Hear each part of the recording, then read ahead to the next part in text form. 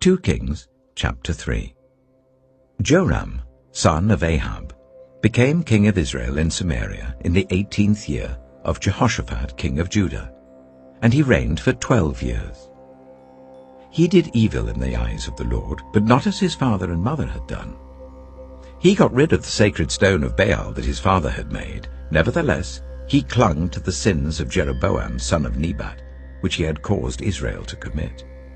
He did not turn away from them. Now Mesha, king of Moab, raised sheep, and he had to pay the king of Israel a tribute of 100,000 lambs and the wool of 100,000 rams. But after Ahab died, the king of Moab rebelled against the king of Israel. So at that time King Joram set out from Samaria and mobilized all Israel.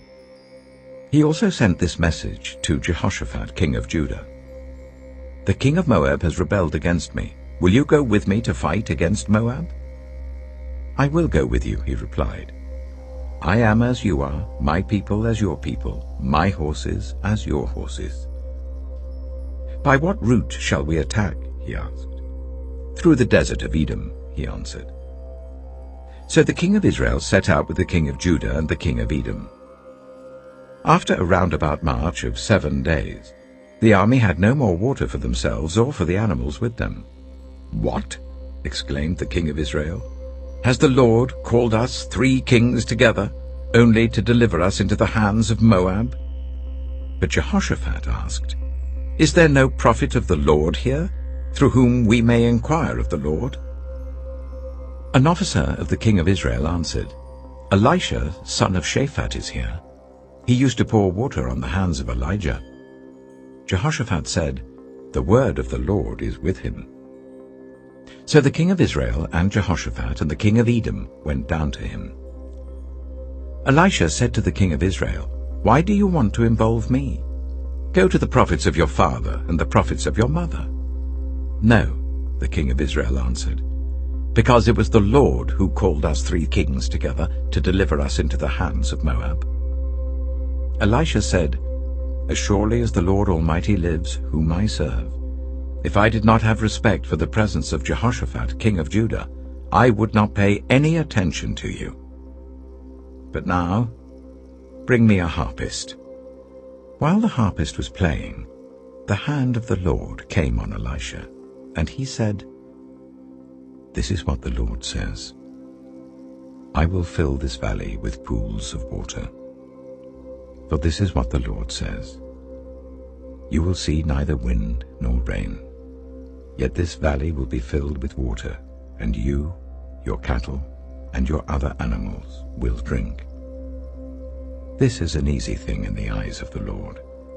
He will also deliver Moab into your hands. You will overthrow every fortified city and every major town. You will cut down every good tree, pluck up all the springs, and ruin every good field with stones." The next morning, about the time for offering the sacrifice, there it was, water flowing from the direction of Edom, and the land was filled with water. Now all the Moabites had heard that the kings had come to fight against them, so every man, young and old, who could bear arms, was called up and stationed on the border.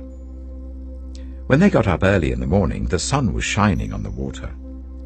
To the Moabites across the way, the water looked red, like blood. "That's blood," they said. "Those kings must have fought and slaughtered each other. Now to the plunder, Moab." But when the Moabites came to the camp of Israel, the Israelites rose up and fought them until they fled, and the Israelites invaded the land and slaughtered the Moabites. They destroyed the towns, and each man threw a stone on every good field until it was covered. They stopped up all the springs and cut down every good tree. Only Kir-Hareseth was left with its stones in place, but men armed with slings surrounded it and attacked it. When the king of Moab saw that the battle had gone against him, he took with him 700 swordsmen to break through to the king of Edom, but they failed. Then he took his firstborn son, who was to succeed him as king, and offered him as a sacrifice on the city wall.